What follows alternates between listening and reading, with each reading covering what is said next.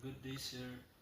Hello, I am Midshipman Jomel Billones San Juan, and my course is BSMT 3B11.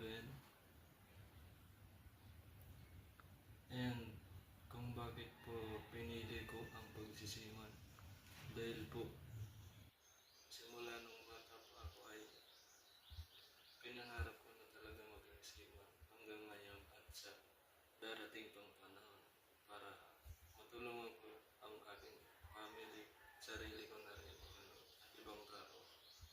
And then, respectful of my classmate.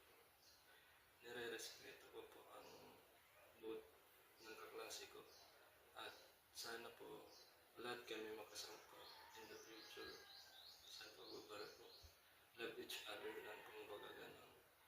And then, yung sa 5 years ko pagsisiman ay from now pagsisiman.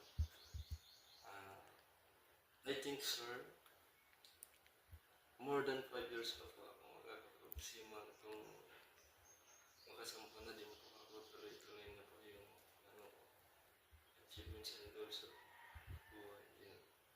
Para sa akin po, lagpas po ng 5 years po ang aking yun, pagsiman. And then, thank you, sir.